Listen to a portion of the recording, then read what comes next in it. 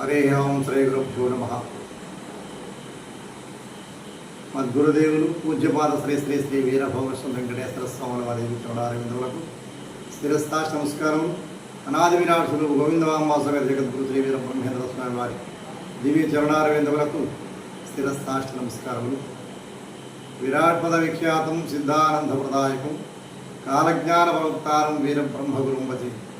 విశ్వకర్మ సమారంభం వీర బ్రహ్మేంద్ర మధ్యమాం అస్మదాచార్య పర్యంతం వందే గురు పరంపరం.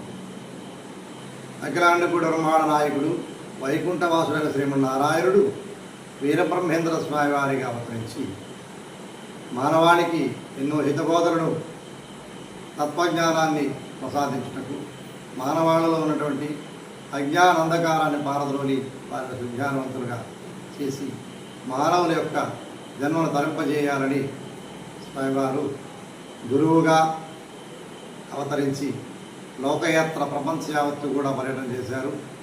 అదేవిధముగా కైలాసవాసుడైనటువంటి పరమశివుడు శిష్యుడుగా సిద్ధప్పగా అవతరించి గురు శిష్యులిద్దరూ కూడా గురువు అంటే ఏమిటి, శిష్యుడు అంటే ఏమిటి, ఎట్లా ఉండాలి అనే విషయాన్ని లోక ప్రసిద్ధ చేసి ప్రపంచం నలుమూలలో కూడా పర్యటన చేసి యావత్ మానవులలో ఉన్నటువంటి కులమత భేద వర్గవైషమ్యాలు లేకుండా సమతాభావాన్ని ప్రసాదించి మానవాళిలో స్వామివారు సమతత్వాన్ని బోధించి ఆచరించి మానవాళిని చూపించినటువంటి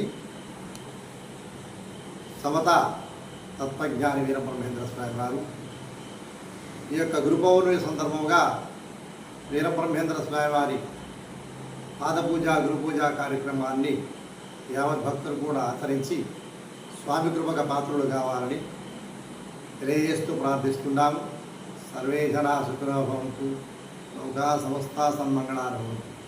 సమస్త లోకములకు సకల జీవులకు జగద్గురు శ్రీ వీరబ్రహ్మేంద్ర స్వామి కృపాకటాక్ష లభించుగాక.